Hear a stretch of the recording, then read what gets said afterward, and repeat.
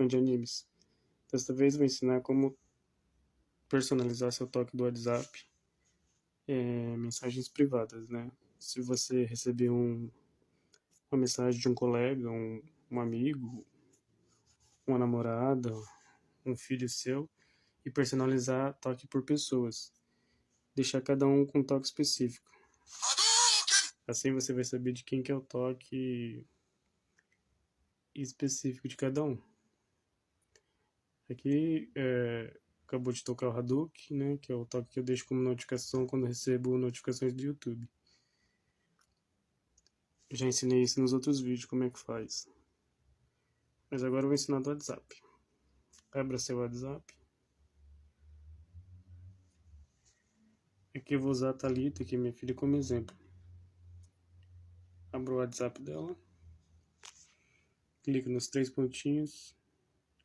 Vou em ver contatos.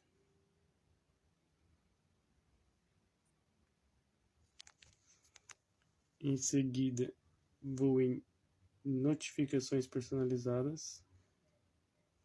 Se tiver desativado essa caixinha verde, você ativa. E vai em som de notificações. Clique nele. Abrirá um menu aqui embaixo para você escolher seu gestor de arquivos. Eu escolho sempre que tem um Android.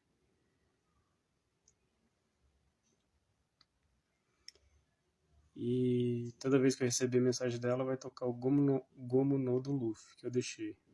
Que seria esse toque.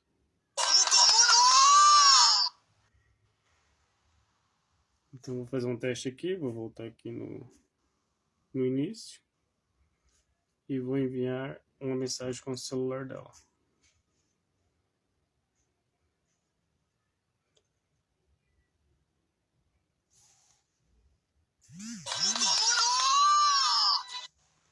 Vou usar aqui outro exemplo, o Jorge Padrinho, que eu tenho aqui nos meus contatos. Faço a mesma coisa, 3 pontinhos, ver contatos, notificações personalizadas. Ativo o quadradinho que eu já deixei ativado e vou em som de notificação.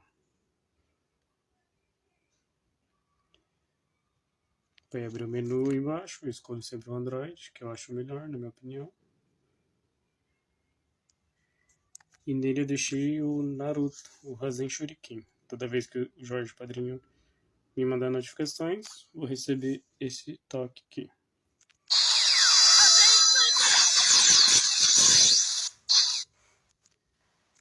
Se você não compartilhar e não der like nesse vídeo, eu vou dar um Rasengan em você!